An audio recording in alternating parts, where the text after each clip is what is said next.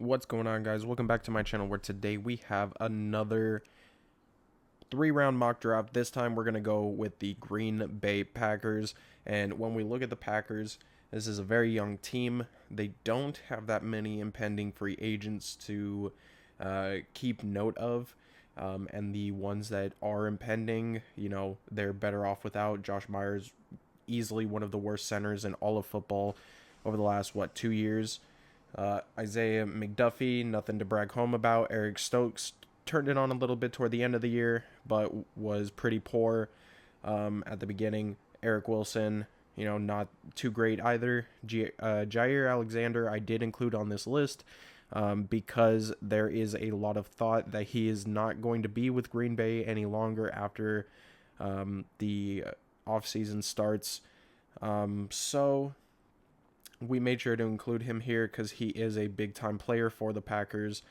When I look at their needs, I'm looking easily at their cornerbacks. Very weak secondary group overall, I think, especially with Jair Alexander and now Eric Stokes probably leaving. I think it becomes even worse, so they have to address that very early on. Wide receivers, we don't have a true alpha really in Green Bay when it comes to a number one receiver. Everybody thought it was going to be Jayden Reed. However, it didn't really seem that way. It seemed like Jordan Love was spreading the ball around the same way that everybody was afraid of him doing, at least fantasy-wise. And that is, going to Wicks, going to Melton at points, going to Watson. It a lot of mouths to feed. No true alpha number one receiver. I do think that they do need to address that, if at all possible. Maybe with their first pick, who knows? And edge, not a lot of pressure brought to the quarterback by the Green Bay Packers. Very weak on their defensive line. We want somebody that's going to, help those guys on the inside who are making big plays and get to the quarterback. So, those are the big takeaways for Green Bay this time. So without further ado, let's just hop right into it. All right, and we're back. From the looks of it, one pick in each round for the 3-round mock draft, just as we usually do. Packers, let's see who's going to fall to us. I immediately know that I saw on the left over here, it looks like Jahdae Barron, a guy that in a recent mock draft that I had was projected to kind of go around the later first round, whereas Will Johnson was projected to go, that early corner spot. So it's interesting to see how high Jahdae Barron is all of a sudden. That being said, let's see what we got here. It looks like we got a Matthew Golden option. This does give, the Packers another receiving threat, a very good receiver, very, very much showed out for Texas, especially when it mattered most. Matthew Golden, definitely an option there. They could beef up their O-line, protect Jordan Love a little bit more. I don't see them doing that at this position, though. Nick Skirton, definitely another option that I'm looking at here for the Packers in their first round. I think that if a guy like Jahdae Barron would have fallen to us, we probably would have leaned a little bit more cornerback. However, looking at what the Packers need and what is available, for me, I see Matthew Golden. I see an immediate threat on the offense. Jordan Love getting his possible number one alpha receiver in Matthew Golden to help lead this Packers offense. A wide receiver group that definitely struggled with drops and whatnot. Matthew Golden making big plays for the for Texas last year. I think he fit perfectly into what the Packers are trying to do with their offense. So Matthew Golden going to be my first pick for the Packers. And we'll see what, the second round offers to us as far as other positions. We see here Xavier Restrepo, obviously could have been a very viable option for us in the second round. We just didn't really like the other options that were around, especially in terms of corners and edges, which are, the two positions we really want to address other than obviously our center. That being said, I'm looking at Darian Porter here. Played for the first time as a real starter for Iowa State. Played 202 snaps in coverage. Was targeted 17 times, allowed 70 total yards for 0 touchdowns and 3 picks. There's nothing really that you could ask for more in a corner. Allowed 4.7 passer rating. Absolutely insane coverage skills. He lined up not even in the slot, directly on, those big corners, or sorry, big receivers on the outside. Played very well.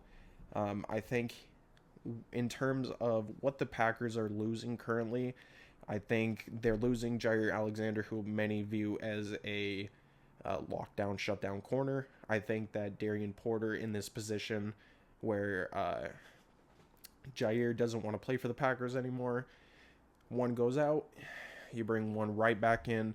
Darian Porter from Iowa State, I think he is, a true lockdown corner, and I think that the Packers getting him here at 55 would be, very beneficial for them.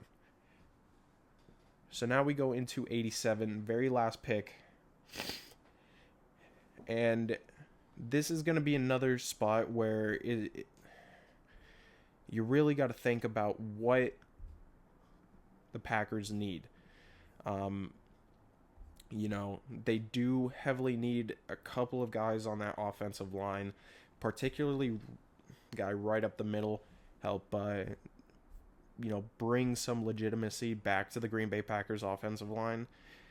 I do think that there are a couple of guys like Charles Grant that could possibly step in, move on over to a position like center and be successful. I don't see that really happening, though.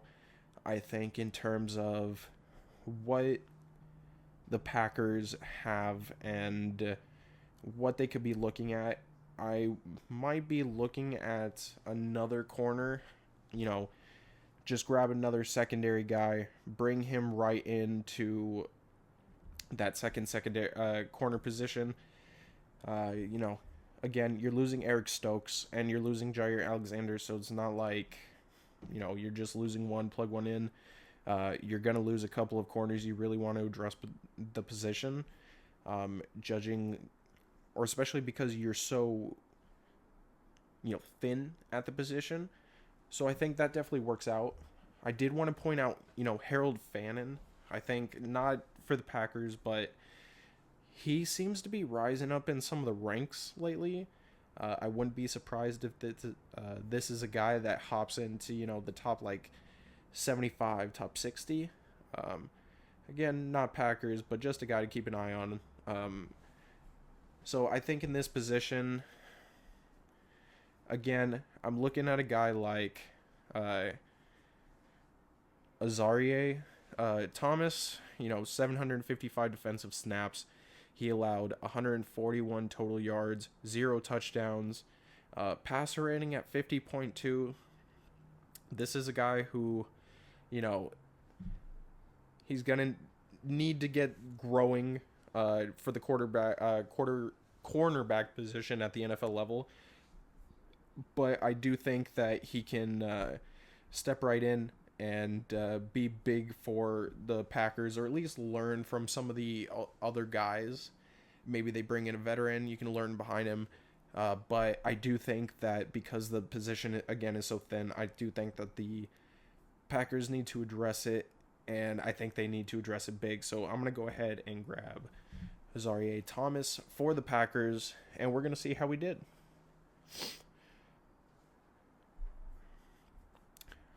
And as you can see here, Packers A-. Matthew Golden, obviously number one pick for them. I think they need to address that wide receiver room very early, and especially if a guy like Jahdae Barron does go much earlier than is expected, I do expect them to go receiver, get a true alpha there.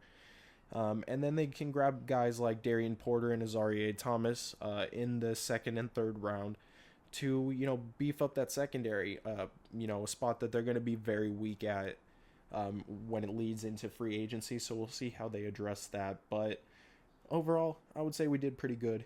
If you guys have any thoughts about this, make sure you leave your comments. What did you like that I did? What did you, completely disagree with? Am I a complete idiot for choosing 2 corners? Let me know in the comment section below. If you guys like this video, make sure you like, subscribe, comment if you're new here, and I'll catch you guys in the next one. Peace.